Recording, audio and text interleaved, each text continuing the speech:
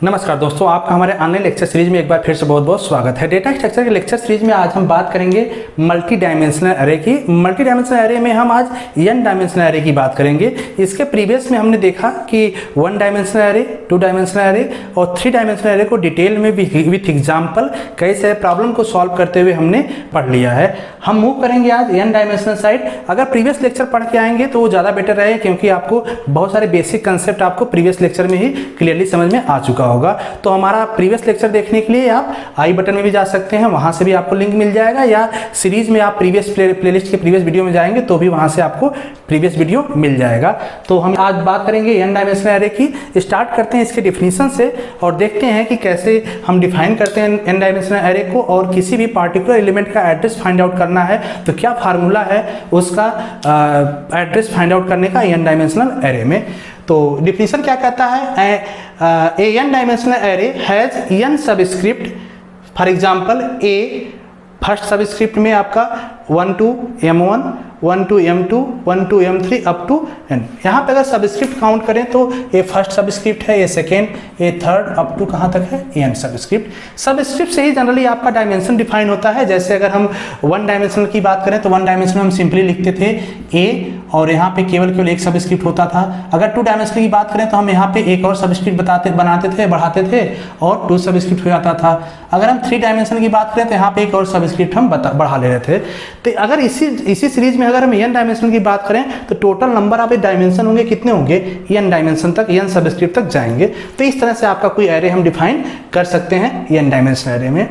अगर किसी particular element का जो इंडेक्स है, अगर हम किसी पार्टिकुलर एलिमेंट का इंडेक्स देखें तो इस तरह से हम डिफाइन कर सकते हैं कि इस इंडेक्स पे एलिमेंट है। जैसे a k1 k2 k3 kn, मतलब कि यहाँ पे k1 होगा इस साइज में से कोई एक इंडेक्स नंबर होगा, यहाँ पे k2 क्या होगा, इसमें से कोई एक इंडेक्स नंबर होगा, ऐसे ही अप टू कि यहाँ पे kn क्या होगा, इसमें से कोई एक नंबर होगा जो कि उसको इंडेक्स शो कर रहा होगा पार्टिकुलर हर एलिमेंट का। जैसे अगर हम बोले तो हम ऐसे लिखते थे a3 2 डायमेंशनल एरे के केस में, तो इसका मतलब क्या होता था, सेकेंड रो और थर्ड रो और सेकेंड कॉलम का एलिमेंट। तो यहाँ पे इस तरह से ही ये साइज डिफाइन इंडेक्स बताएगा कि कहाँ पे वो पार्टिकुलर आपका एलिमेंट है।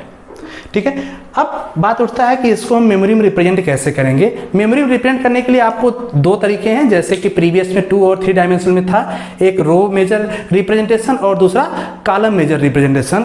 तो रो मेजर और कॉलम मेजर दोनों को रिप्रेजेंटेशन का फार्मूला आपको दिया गया है यहाँ पे, कैसे उसको हम फाइंड आउट करेंगे वो भी देख लेंगे। हालांकि इसका डिटेल में हम बहुत डिटेल में इसको n डायमेंशनल एरे को आपको कॉम्प्लिकेटेड करके नहीं बताना चाहते हैं, तो बहुत ईजी वे में समझिए, क्योंकि जनरली इस पर केवल आपको शॉर्ट नोट्स का क्वेश्चन आता है। जो न्यूमेरिकल टाइप क्वेश्चन आते हैं या लेंदी क्वेश्चन आते हैं वो भी अप टू 3 डायमेंशनल तक ही आता है। n डायमेंशनल पे आपको एरे नहीं क्वेश्चन नहीं आएगा न्यूमेरिकल टाइप का, केवल शॉर्ट नोट्स में आ सकता है। तो यहाँ पे समझिएगा कि कैसे हम कॉलम मेजर और रो मेजर में इंडेक्स फाइंड आउट करें, एड्रेस फाइंड आउट करेंगे किसी एलिमेंट का। सपोज कीजिए let an array A be n dimensional array, each dimension has lower end upper bound. जैसा कि आपको पता है कि अगर हम डायमेंशन की बात करें, जैसा 2D और 3D में किया था, तो हर डायमेंशन पे कुछ अपर और कुछ लोअर बाउंड होते हैं। Then length of each subscript calculated as, तो हम हर सबस्क्रिप्ट का लेंथ कैसे कैलकुलेट कर लेंगे, इस फार्मूले से। जैसे यहाँ पे भी देख सकते हैं, अगर इस एरे में देखें यहाँ पे तो जो ये 1 है, 1 शो कर रहा है लोअर बाउंड, m1 शो कर रहा है अपर बाउंड इस सबस्क्रिप्ट के लिए। इसी तरह सेकेंड सबस्क्रिप्ट के लिए ये लोअर बाउंड और ये अपर बाउंड सबस्क्रिप्ट शो कर रहा है। तो इसीलिए बोला कि अगर इसका मुझे लेंथ निकालना है कि इसमें कितने नंबर ऑफ एलिमेंट होंगे, कितना लेंथ है, तो इस फार्मूले से निकलेगा अपर बाउंड मतलब m1 माइनस 1 प्लस, यहाँ पे लोअर बाउंड 1 है तो 1 प्लस 1, तो इस तरह से आपका निकल जाएगा। जैसे फॉर एग्जाम्पल अगर हम एक छोटा सा एग्जाम्पल ले लें इस तरह से, a 2 7 8 10 11 30, इस तरह से आपका कोई दिया गया है। तो ये शो कर रहा है फर्स्ट सबस्क्रिप्ट को, दूसरा सेकंड सबस्क्रिप्ट को, ये थर्ड सबस्क्रिप्ट शो कर रहा है। तो अगर इसी का मुझे लेंथ निकालना है तो इसमें ये आपका हो जाएगा अपर बाउंड 7 और ये हो जाएगा आपका लोअर बाउंड। तो निकालने के लिए लेंथ हम ले सकते हैं L1 equal to upper bound में 7 माइनस 2 प्लस 1 इक्वल टू 6, तो आपका यहाँ आ जाएगा 6। इस तरह से हम फार्मूला से जितने नंबर ऑफ डायमेंशन होंगे उतने नंबर आपका लेंथ निकल जाएगा।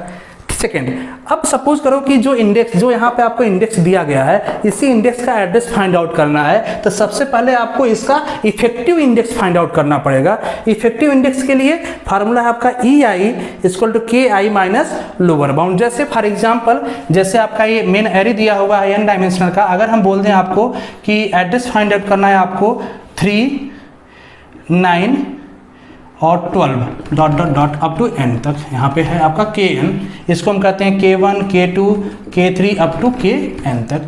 तो सिंपली मतलब इसका फाइंड आउट करना है, तो आप इफेक्टिव इंडेक्स क्या हो जाएगा इसका, EI equal to K1 means ये आपका K1 है 3 माइनस इसी के करेस्पॉन्डिंग इसका लोअर बाउंड, तो इसका लोअर बाउंड क्या है 2, तो इसका इफेक्टिव इंडेक्स कितना हो जाएगा 1।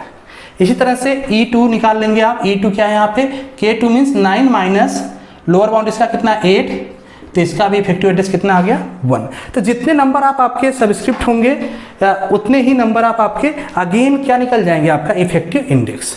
ठीक है, ये दो चीज कैलकुलेट करने के बाद अब आपको अगर एग्जाम में पूछा है कॉलम मेजर रिप्रेजेंट में आपको एड्रेस फाइंड आउट करना है, तो ये वाला फार्मूला लगाएंगे। अगर आपको बोला है रो मेजर रिप्रेजेंटेशन से कैलकुलेट करना है आपको एड्रेस, तो ये वाला फार्मूला लगाएंगे। अब इन दोनों फार्मूले समझिएगा, सिंपली जो हमने LI और EI कैलकुलेट किया वैल्यू, यही सारी वैल्यू बस आपको इस फार्मूले में पुट करना है। थोड़ा सा एक्सप्लेन कर देते हैं हम, जैसे सपोज आपको लोकेशन फाइंड आउट करना है K1, K2, Kn का, तो यहाँ पे B20 बेस एड्रेस, कोई भी एरे होगा आपको, जैसे प्रीवियस में पढ़ते आए 1 डायमेंशन 2 डायमेंशन में कि आपका बेस एड्रेस एक होता ही होता है हर एरे का, तो बेस एड्रेस आपको दिया होगा, base address plus W means size of element. Size of element मतलब आपका 2 बाइट 4 बाइट कुछ भी आपको साइज दिया होगा, हर एलिमेंट की कितनी साइज है। और यहाँ पे अब EN, यहाँ पे देखिए जो सारा कैलकुलेट किए हैं यहाँ पे LI से लेके LN तक और EI से लेके EN तक सारी वैल्यू आपको यहाँ पे पुट कर देना है इस फार्मूले में, तो निकल जाएगा आपका कॉलम मेजर रिप्रेजेंटेशन से। सिमिलर है आपका रो मेजर में, यहाँ पे ये भी बेस एड्रेस, यहाँ पे साइज ऑफ एलिमेंट है, और यहाँ पे वही value same E1 plus multiply by L2 plus E2, इस तरह से आप फार्मूले में रख सकते हैं, वैल्यू निकल जाएगा। अब क्वेश्चन उठता है कि इस फार्मूले को याद कैसे करेंगे आप। फार्मूले को याद करने का सिंपल ट्रिक है जो मैं आपको बता देता हूँ, जिससे आप इजीली याद कर सकते हैं, या फिर एग्जाम में आए तो उससे फार्मूला जनरेट करके आप लिख सकते हैं। तो कैसे हम करेंगे वो देख लीजिए। यहाँ पे जैसा कि मैंने बताया कि आपको जितने भी नंबर आप सबस्क्रिप्ट होंगे n डायमेंशनल एरे में, उतने नंबर आपको LI फाइंड आउट करना होगा, EI फाइंड आउट करना है। तो चलिए सपोज सबसे पहले हम रो मेजर के लिए फाइंड आउट करते हैं। रो मेजर में अगर हम देखें तो अगर हम निकालते हैं L1, L2, L3, L4 up to हम कहाँ तक जा रहे हैं, LN तक। ठीक है, जितने नंबर आप सबस्क्रिप्ट होंगे उतने फाइंड आउट हो जाएंगे। इसी के करेस्पॉन्डेंस आपका E1, E2, E3, E4 up to EN तक निकल जाएगा। ठीक है, अब समझिएगा कि फार्मूला कैसे जनरेट होगा। यहाँ पे फार्मूला जनरेट करने के लिए आपको याद करने के लिए सिंपली ये ट्रिक अपना सकते हैं। यहाँ से E1 multiply by L2 plus E2 multiply by L3 plus E3 multiply by L4 plus E4 dot dot dot up to कहाँ तक आ जाएगा, LN तक। तो इस फार्मूले से आप देखेंगे तो E1 multiply by L2 plus E2 multiply by L3 plus E3 multiply by L4 up to कहाँ तक आ गया, EN तक। तो आपको क्लियरली फार्मूला जनरेट हो जाएगा। यहाँ से एग्जैक्ट फार्मूला जनरेट नहीं होगा, क्योंकि यहाँ पे आपको पैरेंथेसिस का ध्यान रखना पड़ेगा कि कैसे हम पैरेंथेसाइज कर रहे हैं उसको, तो इसको इतना मैटर देखना होगा आपको। इसी तरह से कॉलम मेजर में देखें तो कॉलम मेजर में फार्मूला जनरेट करने के लिए आप ट्रिक अप्लाई कर सकते हैं कि L1, L2, L3, LN-2, LN-1 से LN तक। इसी तरह से करस्पॉन्डेंस हम निकालेंगे E1, E2, E3, EN-2, EN-1, EN। कैसे फार्मूला जनरेट होगा कॉलम मेजर के लिए, हम रिवर्स ऑर्डर में चलेंगे। इस साइड से चलिए, EN multiply by LN-1 plus EN-1 multiply by LN-2 plus dot dot dot हम यहाँ पे आ जा रहे हैं E3 पे, E3 multiply by L2 plus E2 multiply by L1 plus E1। तो ईजिली फार्मूला आपका याद हो जाएगा कैसे जनरेट हो रहा है। अब कोई क्वेश्चन अगर आपको दिया है तो क्वेश्चन में जनरली आपको एक तो जिस लोकेशन का एड्रेस फाइंड आउट करना होगा वो यहाँ पे एड्रेस इंडेक्स दिया होगा, इसके बाद बेस एड्रेस भी आपको क्वेश्चन में दिया होगा, साइज ऑफ एलिमेंट भी आपको एग्जाम में दिया होगा, ठीक है, और एक मेन एरे आपको एग्जाम में दिया होगा। ये सारी चीज एग्जाम में दिया होगा, सिंपली आपको फार्मूला पुट करके इसकी वैल्यू फाइंड आउट करना है। तो होप सो आपको n डायमेंशनल एरे का बेसिक कंसेप्ट समझ में आ गया होगा कि कैसे काम करता है और कैसे हम एड्रेस फाइंड आउट करेंगे किसी भी एलिमेंट के इंडेक्स किसी भी एलिमेंट का।